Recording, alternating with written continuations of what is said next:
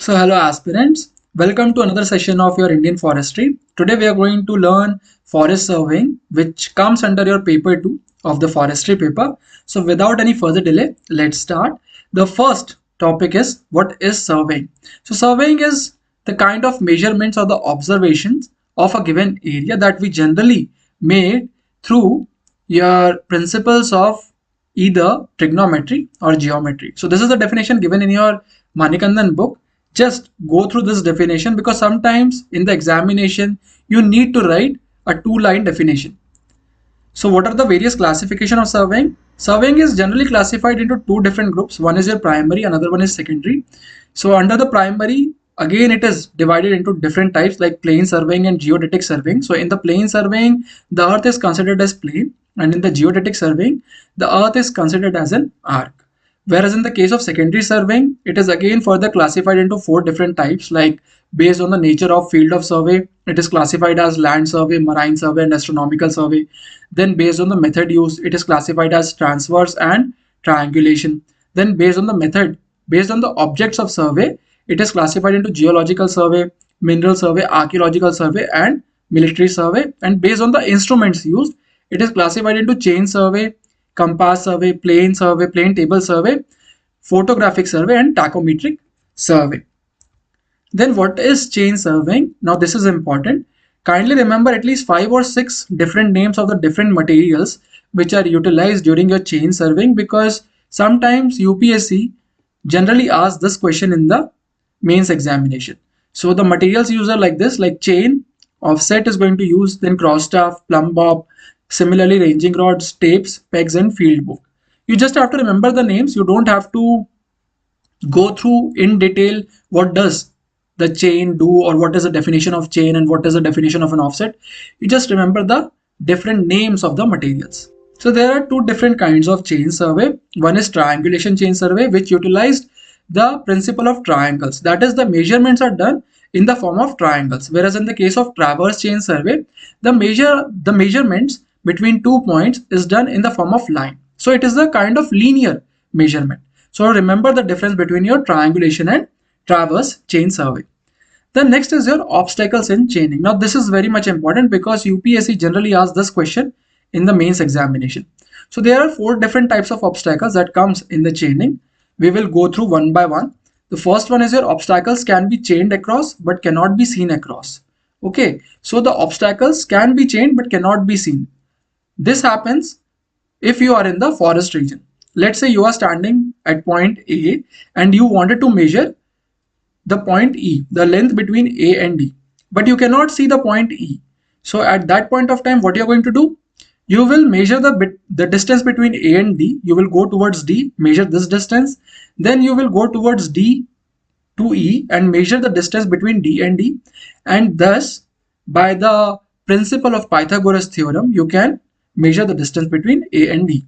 So it is that much simple, but just because you cannot see, if you are standing at A, you cannot see the point E. That's why you are utilizing the principle of Pythagoras theorem. So the second one is your obstacles can be seen across but cannot be chained.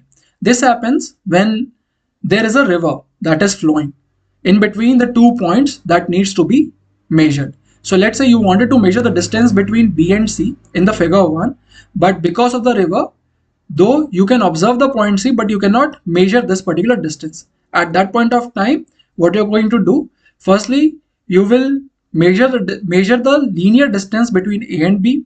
Then you will go towards E from B and you will mark a point D which is going to be in between B and D. Then you will go towards G from E, and from G you will mark a point F in such a way that F, D and C should lie in the straight line. Once that happens, you will measure the distance of F and D, and the distance of FE is going to be equal to the distance of BC. This is the first method. In the second method, you will utilize the principle of similar triangles. Firstly, you will go from B to D, and then from this point D, what you are going to do? You will measure the distance AD, and because of the principle of similar triangles, you can measure the distance of BC. How you are going to measure the distance of BC? So these are the two triangles that are going to be made, and BC, that is this particular distance BC, becomes equal to your BD square, that is this BD square divided by your AB. So this distance we know, this distance we know, and on the basis of similar triangles, we can measure the distance of B and C. So these are the two methods of your obstacles can be seen across but cannot be chained. The next one is obstacle cannot be seen across and cannot be chained across. This happens when there is a big building in between two points that needed to be measured. So let's say you want to measure the distance of B and C, but because of this building you cannot measure directly.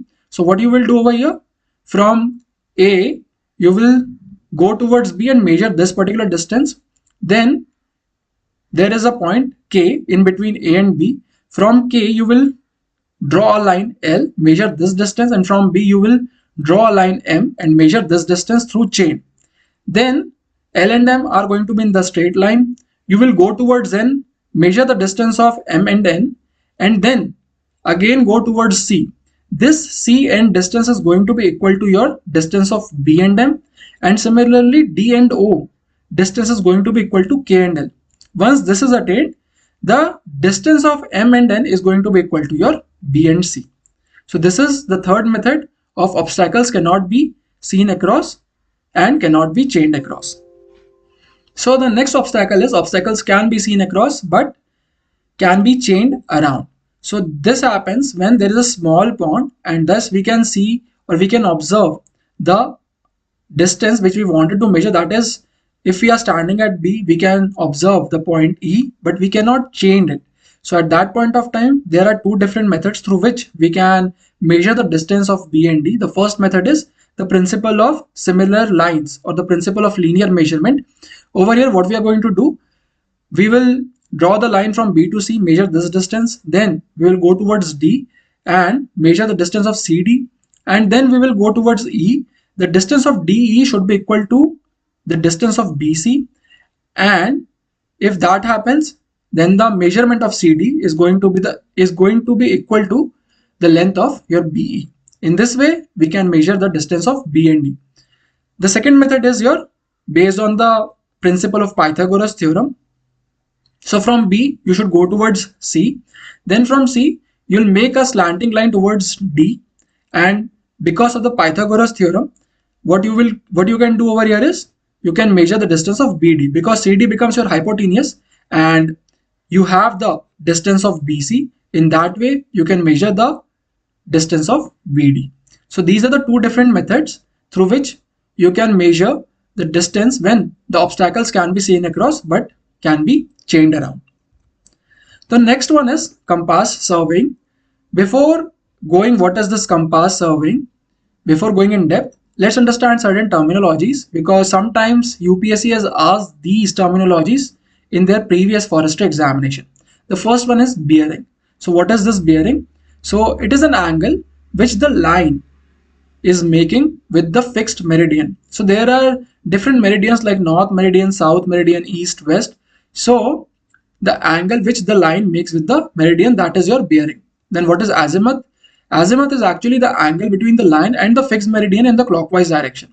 In the bearing, we have seen that it is the angle made by the line with a fixed meridian, but it can be in the anti-clockwise or it can be in the clockwise direction. Whereas in the case of azimuth, it is the angle between the line and the fixed meridian in the clockwise direction. And whole circle bearing, the angle between the line and the north meridian in the clockwise direction. So this is the difference between your bearing, azimuth, and whole circle bearing.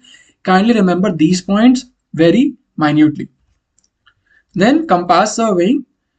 See, this is the diagram which is very much important. If you have done engineering, then during the first semester or during the first year, you must have studied the basic civil engineering course. So over there also there was this diagram, the compass surveying. So try to remember this diagram, because sometimes it happens that UPSC has asked to draw the diagram of compass and label it also. So remember at least 7 to 8 different labels, 7 to 8 different names, and practice this particular diagram for 1 or 2 times, so that if in the examination they are going to ask this question, you can easily make it. Then plane table surveying. Now this is very much important.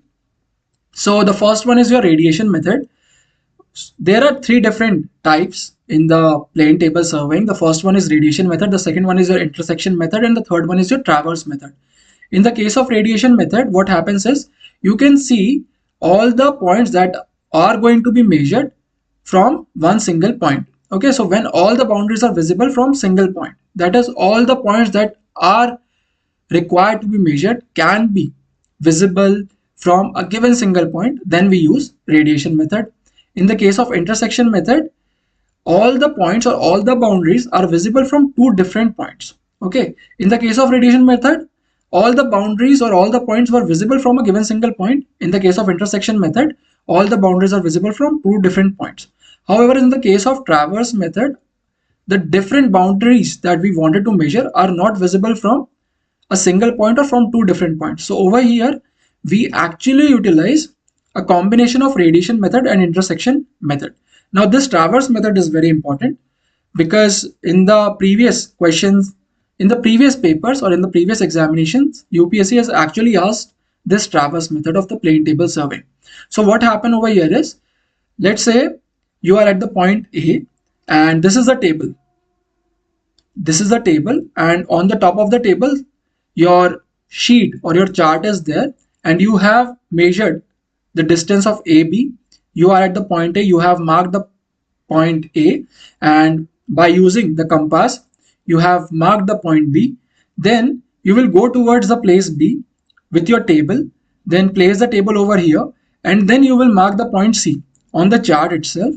Then you will go towards C and mark the point D on the chart. Then you will go towards D and repeat the same procedure. Then you will go towards E and mark the point A.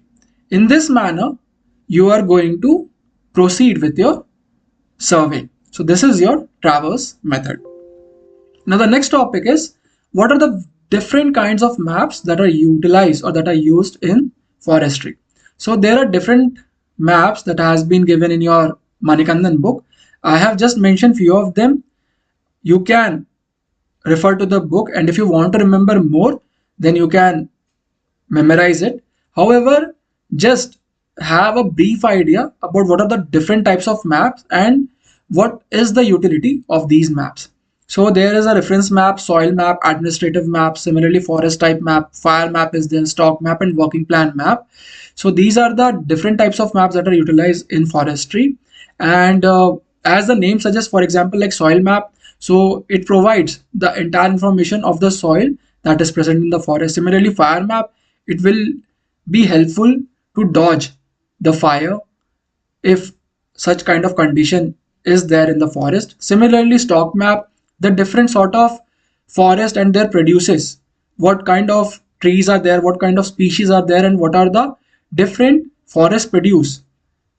That information we can actually gather from the stock map. Similarly, in order to implement proper working plan, we require working plan map. So these are the different types of map and their utilities. So just try to remember this particular thing, because in the previous examination also UPSC has asked one or two different questions on the types of maps used and what are the various utilities of these maps in the forestry. So these are the previous year questions. Let's go through them. The first one is like topographic surveys are found useful in the forest management. So you just have to write what are the different utilities of surveying in forest management. Then maps are integral part of the forest management. Explain. Just we right now saw what are the different types of maps and how they are useful. Then explain how measurements will be done for obstacles can be chained across but not seen across. Okay, so this is your the first obstacle that we have saw, that is if the forest region is going to be present, and then obstacles can be seen across but not chained across. So this is the second type of obstacle, that is when rivers is present or when the river is present.